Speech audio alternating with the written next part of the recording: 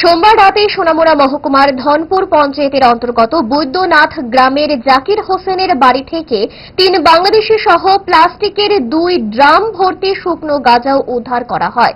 তবে বাড়ির মালিক জাকির হোসেন পুলিশের আঁচ পেয়ে পালিয়ে যেতে সক্ষম হয় বলে যাত্রাপুর থানার ওসি সুব্রত দেবনাথ জানিয়েছে। তিনি আরও জানান, রাত 11টা নাগাদ খবর পেয়ে তিনি নিজে এবং অন্যান্য পুলিশ অফিসার সহ টিএসআর জওয়ানদের নিয়ে অভিযান চালানো হয় এবং ওই বাড়ি থেকে 3 জনকে গাঁজা খাওয়া অবস্থায় আটক করা হয়। তাদের বাড়ি বাংলাদেশের বরিশাল জেলায়।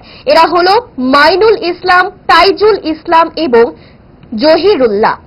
জিজ্ঞাসাবাদে এরা স্বীকার করেছে বেশ কয়েকদিন আগে থেকে এখানে এসে তারা শুকনো গাঁজা সংগ্রহ করছে।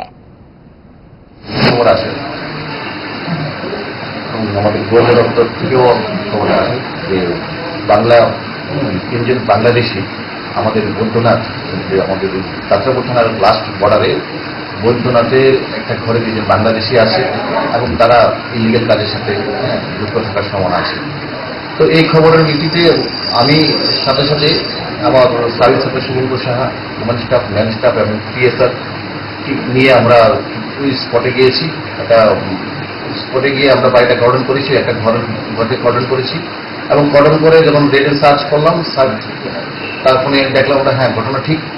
3 জন লোক, তাদেরকে পরিচয়পত্র সবকিছু দেখে জানা গেলাম তারা বাংলাদেশি।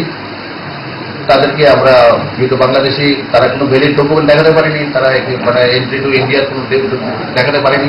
কেন সে সঠিক কারণ দেখবে বলে তারপর 3 জনকে আমরা অ্যারেস্ট করলাম। অ্যারেস্ট করে আমরা ঘরটা সার্চ করলাম। ঘরটা সার্চ করে দেখলাম আমরা 2টো ড্রাম পেয়ে গেছি, 2টো নীল কালারের ড্রামের গাঁজা ভর্তি। সাথে সাথে আমরা গাঁজাগুলো সিজ করলাম, সিজ করে নিয়ে আসলাম এবং বাড়ির মালিক, যে ঘরটা খালি ছিল, বাড়ির মালিক জাকির হোসেন। পরে জাকির হোসেনের বাড়িতে আমরা সাবসিকুয়েন্টলি রেড করলাম, জাকির হোসেনের পলাতক।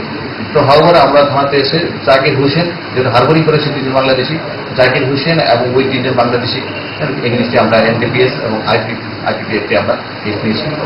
ইচ্ছা করে ডায়েটটা ভুলে রোলটা ফুচকাটা খেতে, কিন্তু মনে রাখতে হবে 5 দশক ধরে গ্যাস, অম্বল ও পেটের সমস্যার একমাত্র সমাধান গ্যাস নল।